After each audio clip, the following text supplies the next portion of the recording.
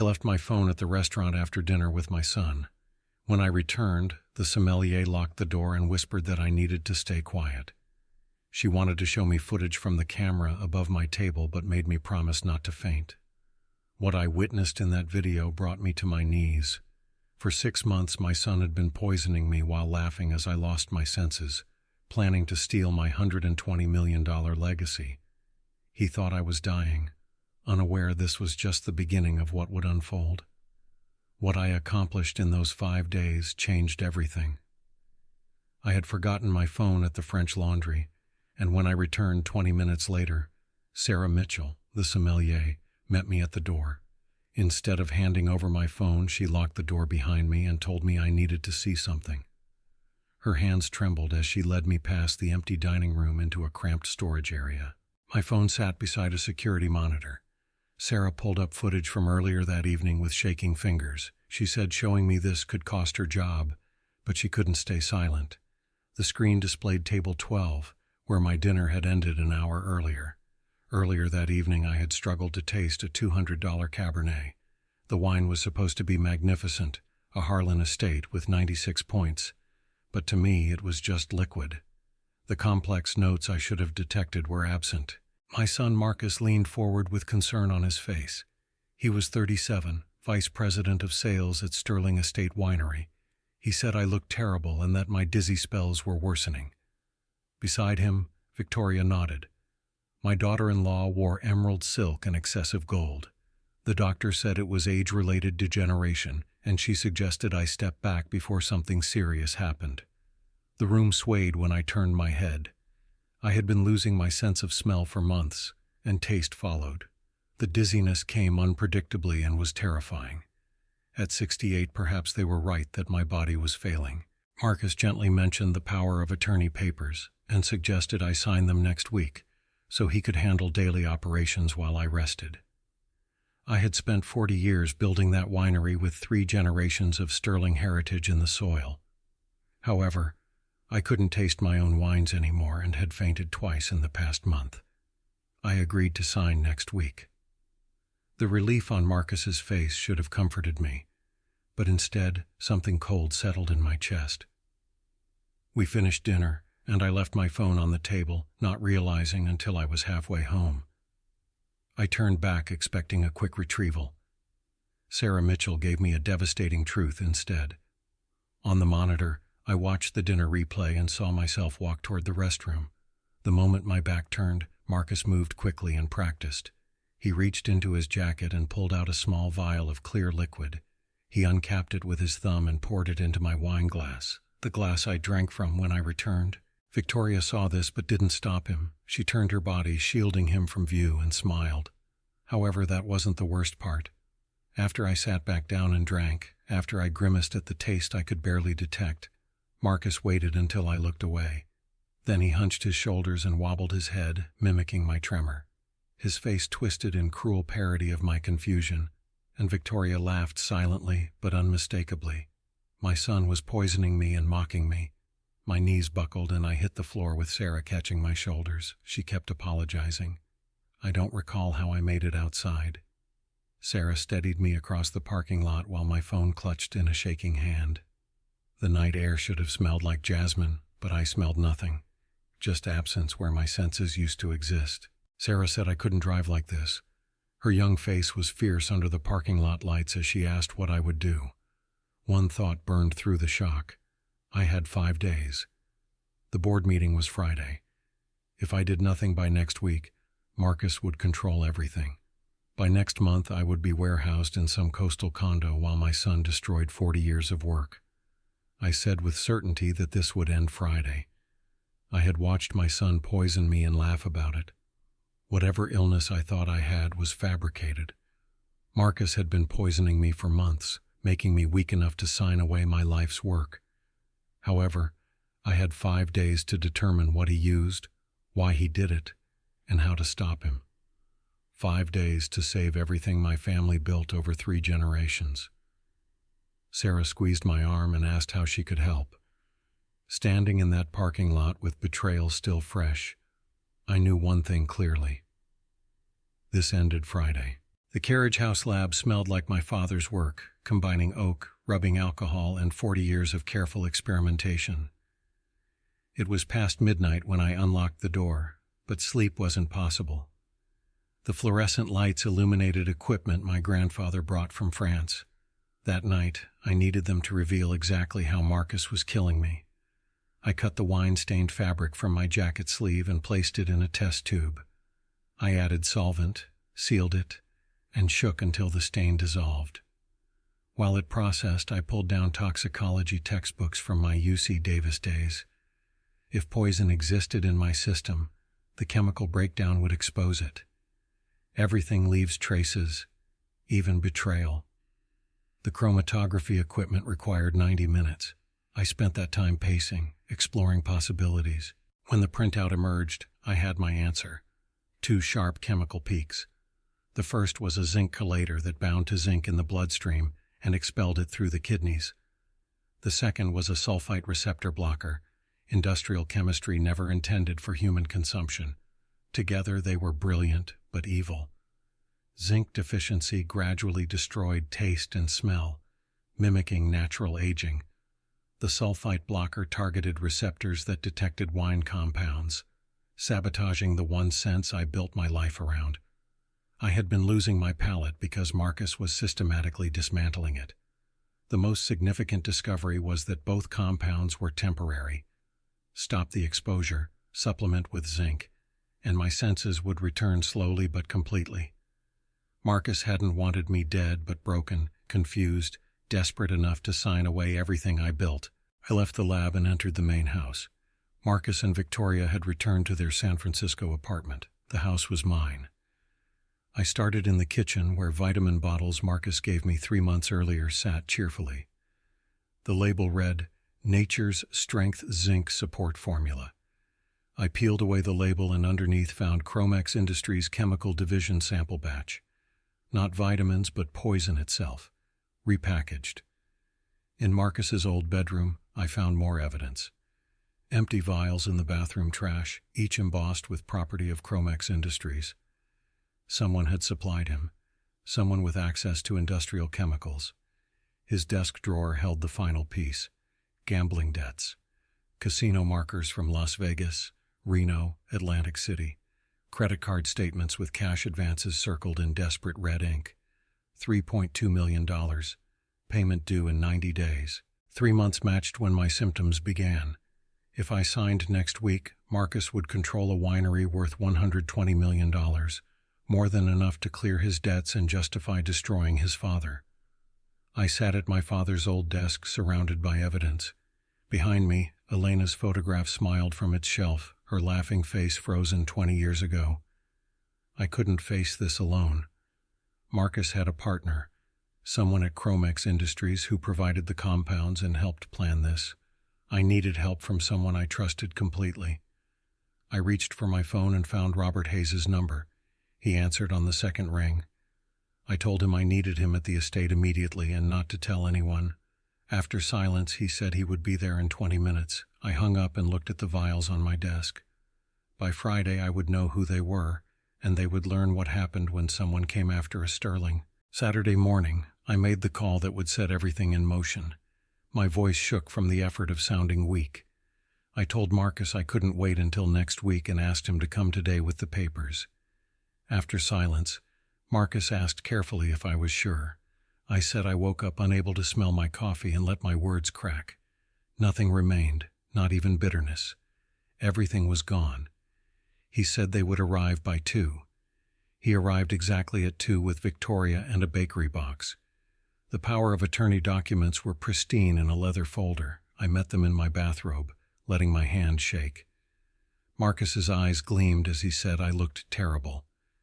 I said I felt terrible and shuffled toward the living room. I asked what was burning and said something smelled like chemicals. Victoria set the cake on the coffee table. I leaned over it and jerked back, insisting it didn't smell like chocolate but burnt rubber. I asked if they were trying to poison me. Marcus's hand found my shoulder as he said my nose was confused and we should sign the documents so I could rest. He spread them across the table. I reached for the pen, fumbled for glasses, and knocked them to the floor. When I straightened, my elbow caught the water carafe. Water flooded the documents, ink bleeding. Marcus lunged, but too late. The power of attorney was ruined. I apologized with a cracking voice, saying my hands didn't work. He stood holding dripping paper, face cycling through rage and forced patience. He said through clenched teeth it was fine and they would print new ones Monday. I insisted on Friday at the office during the board meeting. If I was signing away 40 years, I wanted witnesses so everyone knew it was my choice.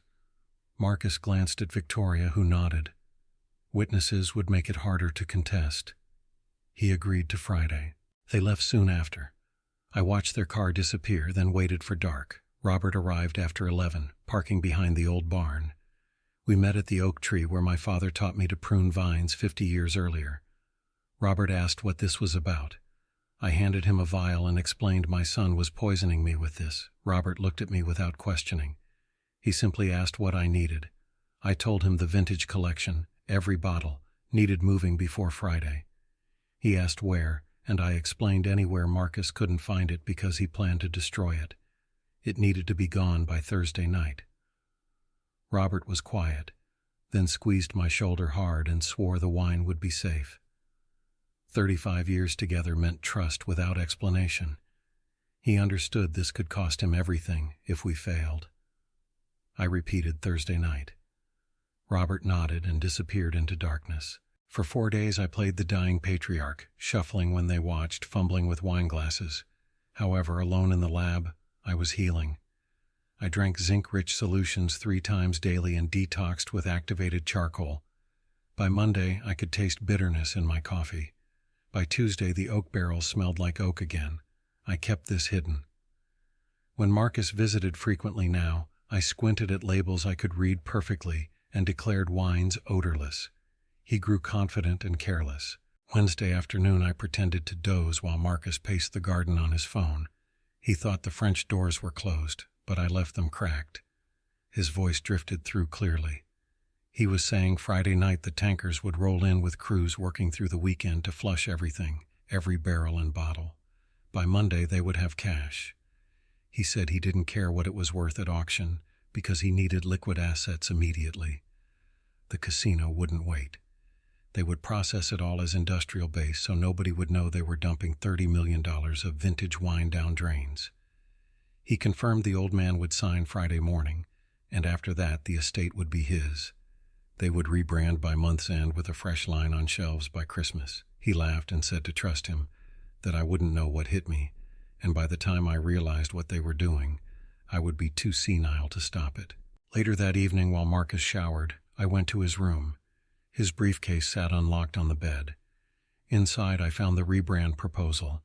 The first page showed my logo, the elegant script with grapevines my grandfather designed in 1952. Across it, a red X. The next page made my stomach turn with its garish green and orange new logo screaming sterling fresh and clean. Below were product mock-ups showing my hand-blown crystal bottles now filled with neon blue liquid. The labels read all-purpose bathroom cleaner, toilet bowl power gel, pipe unblocker. They weren't just stealing the winery, but transforming 3 generations of craftsmanship into bathroom chemicals. My name, Elena's memory, my father's legacy reduced to toilet bowl commercials.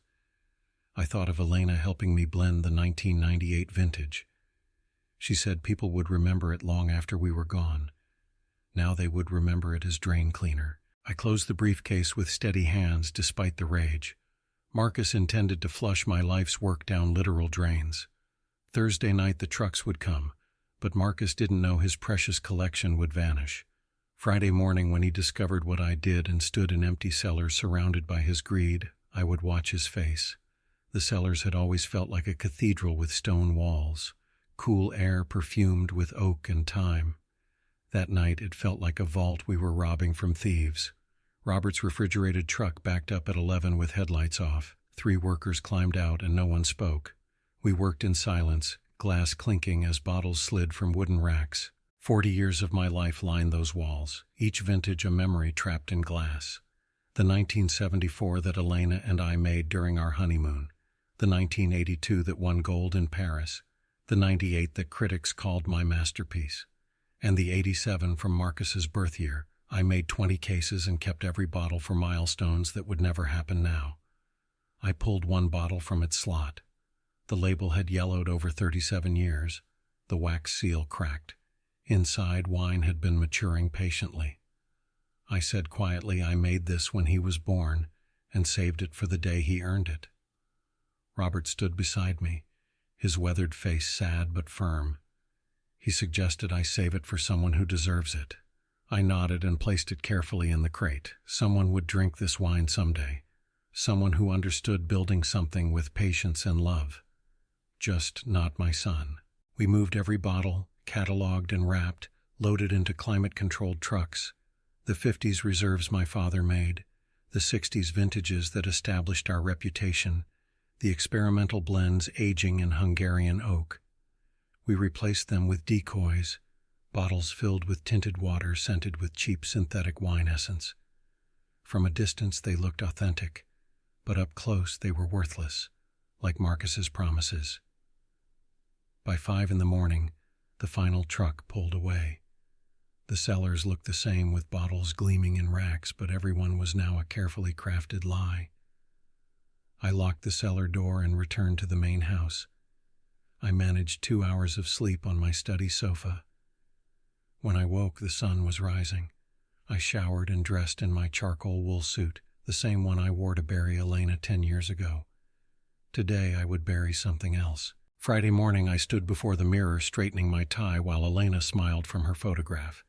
10 years had passed, yet her voice was clear, telling me to do what was right rather than easy.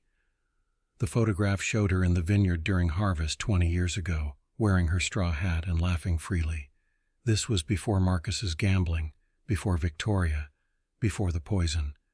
I remembered her final days when cancer took her in 6 months.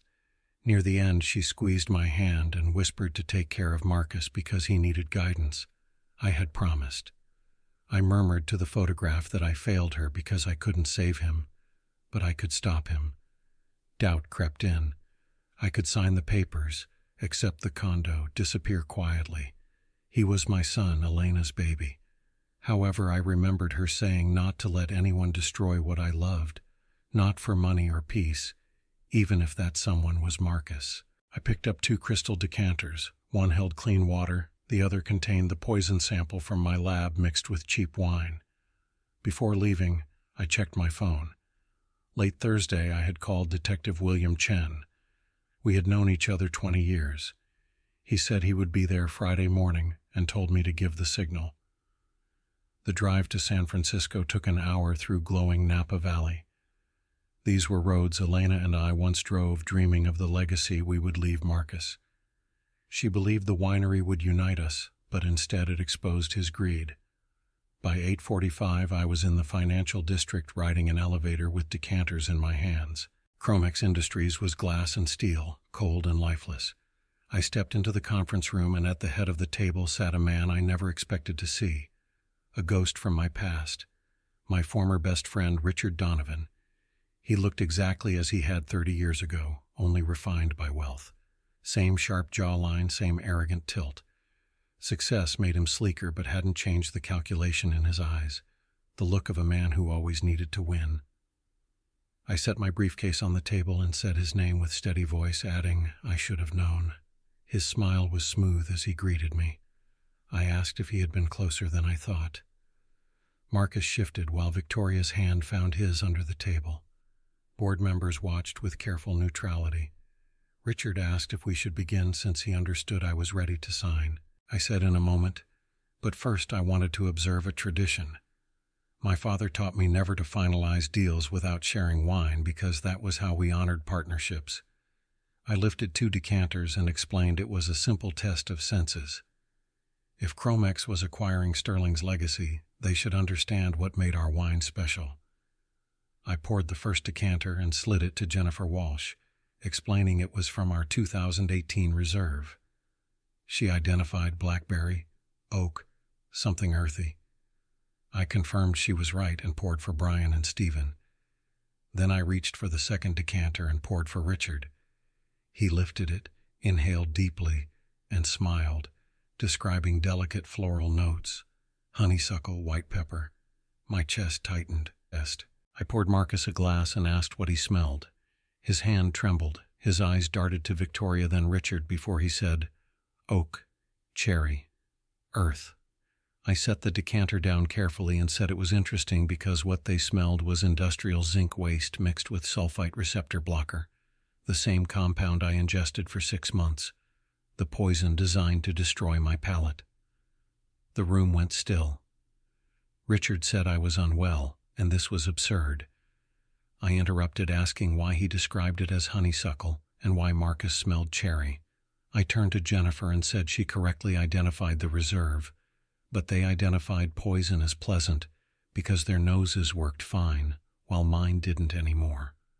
Marcus's face went white. Victoria stood saying this was insane and they were leaving. My voice cut like a blade, telling her to sit because we weren't finished. I pulled lab reports from my briefcase and spread them across the table. December zinc at 90 micrograms, normal. March 52, May 31, last week 18. Clinical deficiency, 6 months of documented poisoning.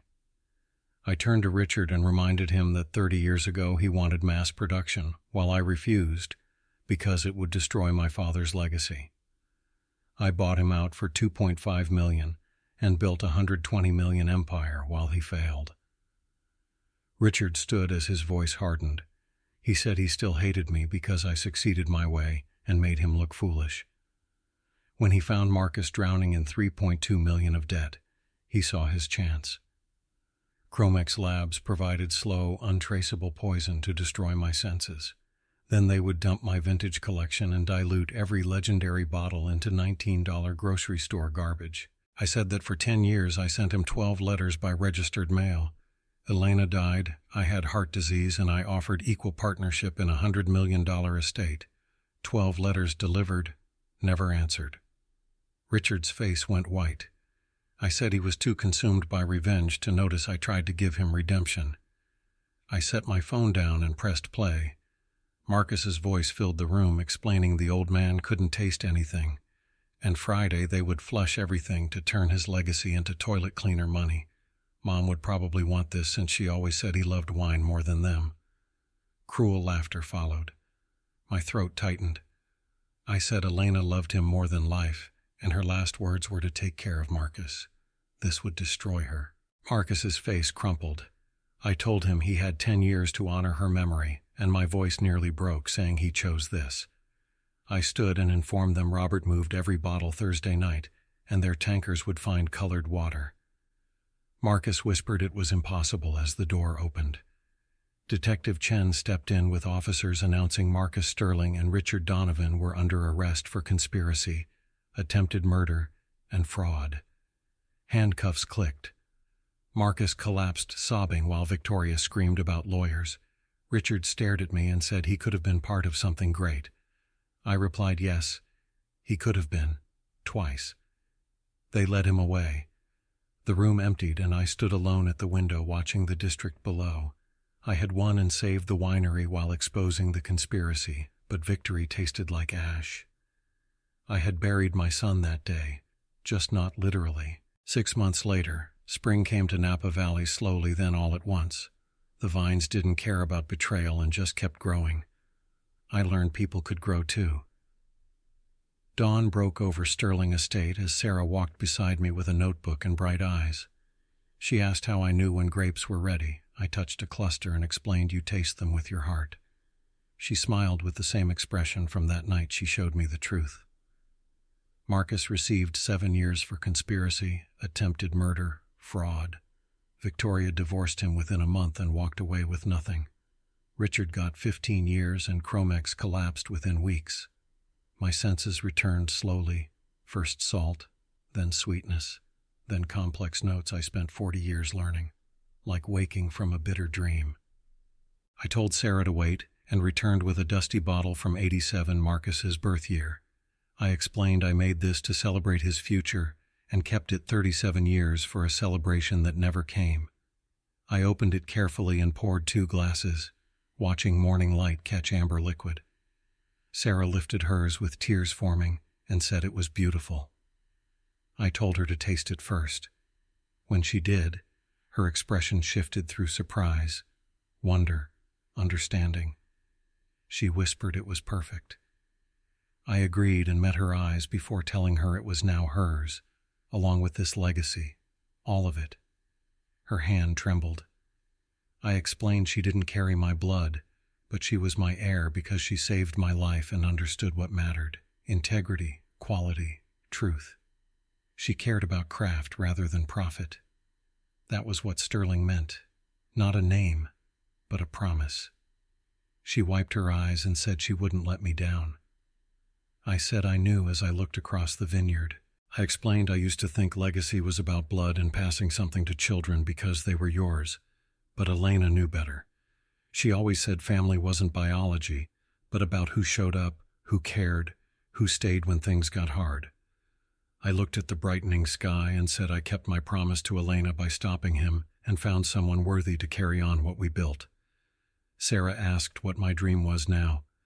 I watched vines reaching toward the sun while thinking about poison disguised as vitamins, betrayal hidden behind dinners, a son who mocked his mother's memory for money.